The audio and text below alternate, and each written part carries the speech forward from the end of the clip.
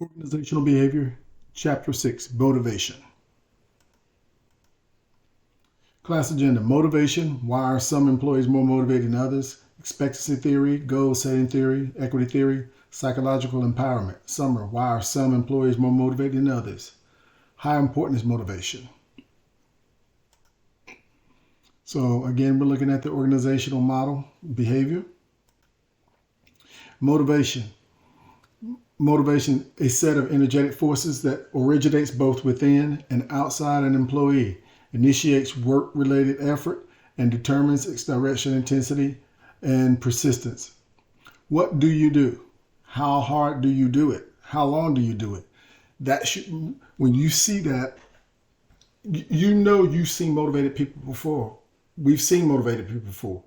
And what do they do? How hard do they do it? How long do they do it? And you notice that they do stuff that others may not do. They go farther. They seem to work faster. They seem to work harder. They might work longer. But when we see that, we think that that's a person that's motivated. So here's an engagement when it comes to motivation. Another chart. 1, strongly disagree. 5, strongly agree. And 24 is the average score there. The movie, 1912. 1912, this is a World War I movie, and it was about some British soldiers. And the British were actually making a move, planning to make a maneuver against the Germans. And when they were going to make that move, the Germans actually set them up. And they set them up so that if the British make that move, the Germans were going to annihilate them. It's going to wipe them out. 1,600 soldiers, 2 battalions of soldiers. The problem they had is the British army could not get in touch with them because they were behind enemy lines, and the chain of communication had been broken. So what one general decided to do was to send 2 soldiers on a mission, almost like a suicide mission, but if they make it, it was going to save lives. And if they didn't, there's a high probability that people expected them not to make it. But one of the soldiers, the general told him that his brother was in that battalion. And the other soldier was good at map reading. So he felt like that he could get these 2 soldiers together, and one being competent at what he did and the other one being highly motivated, and send those 2. Knowing motivation, that one young man's motivation was, yes, it was to help save the troops, but his real motivation was to save his brother. And the general knew that there was no more motivation stronger than family bonds. And so that was how he used motivation with these particular soldiers, knowing that he would be more motivated than others. So it's actually a good movie. If you get a chance to watch it, you should see it. Why are some employees more motivated than others? Several theories attempt to summarize the key factors that foster high motivation. You have expectancy theory, goal setting theory, equity theory, psychological empowerment. We're going to talk about each of those. So when you look at the expectancy theory, motivation is fostered when the employee believes 3 things. The effort will result in performance. The performance will result in outcomes, and that those outcomes will be valuable. You see, it's a process. If I work hard and my performance is good, I get a good result, and that is exactly what I'm seeking to do. So that's the expectancy theory. This is what somebody's expecting to happen. If I give a good performance, ultimately I'm expecting an outcome that's valuable.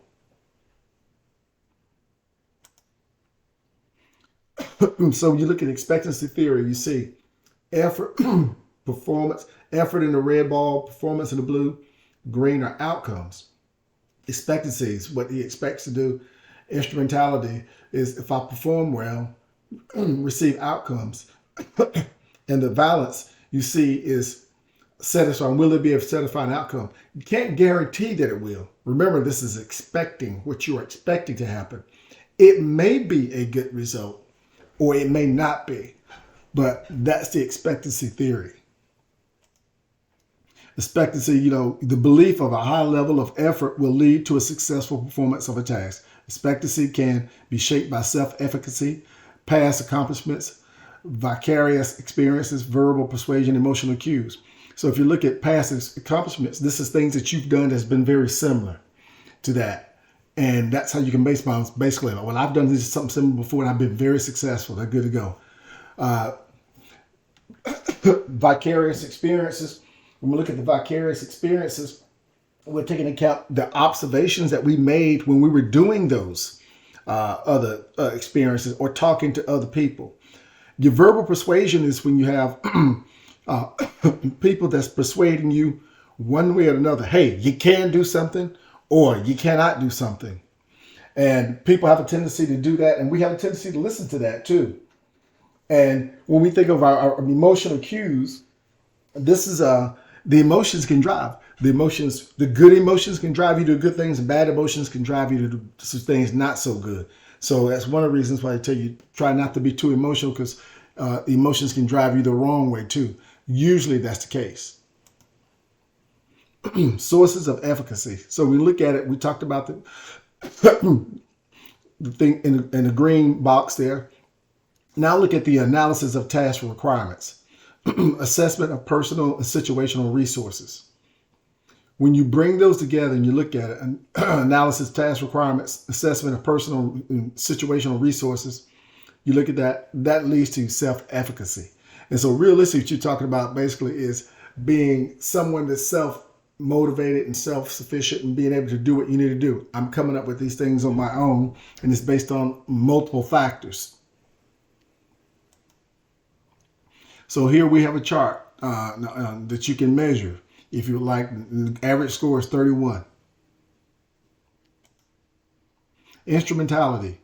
Performance outcomes, the belief that successful performance will result in certain outcomes. Again, the belief that successful performance will result in certain outcomes can be hindered by inadequate budget to provide outcomes, even when performance is high. Use of policies that reward things other than performance, such as attendance or seniority, time delays in rewarding good performance. So when you talk about the belief that successful performance can result from certain outcomes, there are things that can hinder. Some of these things actually, give you an example, rewarding people. I've seen where rewarding people is good, but if you're rewarding people other than performance and you're rewarding people because he shows up every day or because he's been there the longest, what if they're not your most productive people? That's where that can go and hinders. It's like, so realistically, if someone's their most productive employee, but I haven't been here that long to have seniority, and I caught COVID, so I had to miss a couple of weeks for that, they can't get an award based on their performance. So there will be some people who may be inclined to say, well, why should I perform? Time delays in rewarding good performance. And if someone is actually does something and they're looking at getting maybe a performance award, and it takes you a year to give it to them, it's kind of defeating the purpose. Violence and anticipated values of outcomes. Positive, refer having the outcomes, salary increases, bonuses, outcomes that satisfy needs are more positively balanced. Negative, prefer not having the outcome, disciplinary action, termination. 0, no interest in outcome, either way, bored with outcome. So realistically, we're going to take a look at the positive balance. Is when you're looking at things like pay increases, bonuses, and those are things that I've not met anybody who didn't want those kind of things. The negative is also looking at when you have disciplinary action or termination or getting written up or putting on probation, things along those lines. So commonly studied needs in organizational behavior.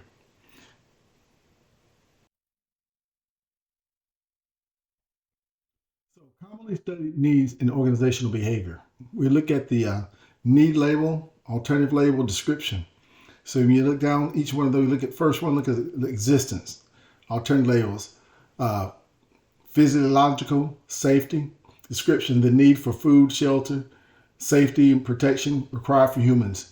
So as you read through each one of those, it will label out to you the need, the alternative label, and the description.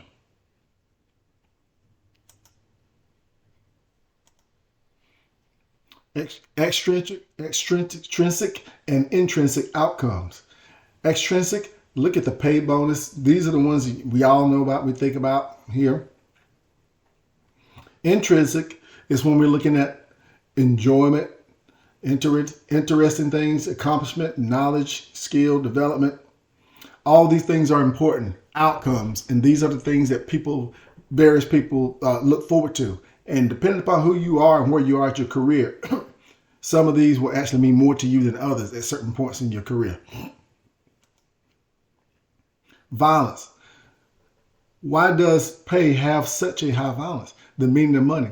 Well, at the end of the day, a lot of people say that it doesn't, but in reality, it does, because it allows you to do so many different things. Some people view money as actually, they associate with being achieving. Some people view making money as having respect, and others view it as actually having freedom. It depends on who you are. It's subjective. The meaning of money. So when you look at here's the scale. Average score is 20. 1 being strongly disagree, 7 being strongly agree. Expectancy theory, motivational force. This is something that you shouldn't be concerned with. We won't be going over that. Goal setting theory. Motivation is fostered when employees are given specific and difficult goals rather than no goals and easy goals, or do your best. So the goal setting theory, the logic behind that is, well, let me explain this on the next slide. When you look at this next slide, you see, so if goal setting theory is basic, if you give somebody no goal or a low goal, there's a high possibility you don't get a good result. So what it says is give people a difficult goal, but you got to know how far to go with difficult before you get into impossible, because that's actually counterproductive too. So you see under difficult, you see the intensity and persistence maximize, and that's what this theory seeks to do. Goal setting theory. So when you look at, you look at from the left the specific and difficult assigned goal, and you see self-set goal, and then you see the intensity of effort, persistence of effort, task strategies. It goes over to ultimately on the right, and you see task performance. This is taking into consideration that degree of difficulty and these other things that factor into it. So it's an equation that ultimately gets you to task performance. Strategies for fostering goals. So as you see here, we look at the first one, strategy rewards. Description, tie goal achievement to the receipt of monetary or non-monetary rewards. Some people aren't motivated by money. They're motivated by other things. So this is rewards. When you say that, it encompasses a lot of different things. So you see publicity, support, anticipation, resources. All of these has a role that it plays. And depending on who you are and where you are in your career, this one may be more applicable than the others. Equity theory. Motivation is maximized when an employee's ratio of outcomes to inputs matches those of some comparison other. I'll read it again. Motivation is maximized when an employee's ratio of outcomes and inputs matches those of some comparison other. Thus, motivation also depends on the outcomes received by other employees. So it's not necessarily just looking at you. When you're looking at the equity theory, you're also looking at others as well. And you may have 2 employees, you may be looking at both of them.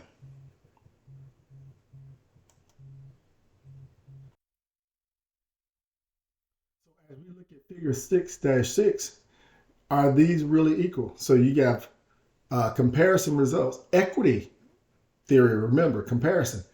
Your outcomes, others' outcomes. Your inputs, others' inputs. These are balanced. No actions are needed as a result of that. Now, when you're looking at this, when you look at the equity theory and you look at now, your outcomes, others' outcomes, your inputs and others' inputs. So grow your outcomes by talking to the manager or by stealing from the company. Shrink your inputs by lowering the intensity or persistence of effort. So as you can see, in both cases, that is not a way to go right there. So this is not equal. And there are different ways that you would seek to do it. It would all depend upon the situation. There's no one solution for something along these lines. Here again, when we look at overrated inequity, your outcomes, others' outcomes, your inputs and others' inputs. Grow your inputs through more high quality work or through some cognitive distortion. So we don't have balance here because we have difference in the level of inputs. And when we look at that.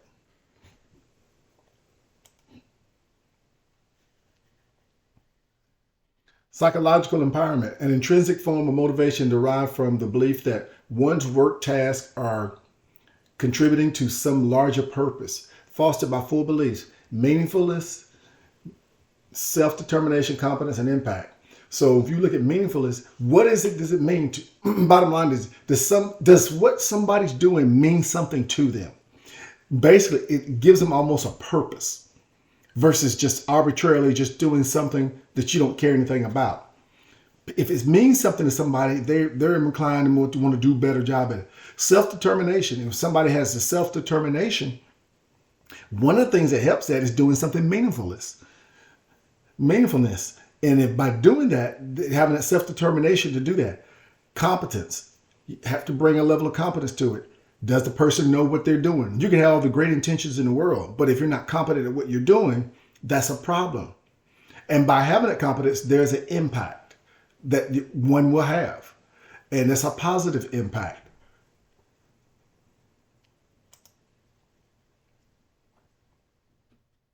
How important is motivation?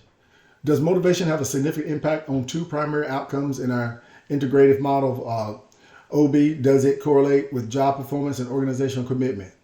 Answering the question is somewhat complicated because motivation is not just one thing, but rather a set of energetic forces. So exactly, as I said before, it's not one thing when you take into consideration motivation, because you have, not only you have a person and internal stuff, but you have external things that can come into play. So motivation can have an impact on primary outcomes, or it cannot. And it may be through various reasons. So if we look here at figure 6-8, the effects of motivation on performance. So we look at motivation and job performance. You see there's a strong correlation right there that it has. When we look at motivation and the correlation it has with organizational commitment, it's not as strong, it's moderately strong.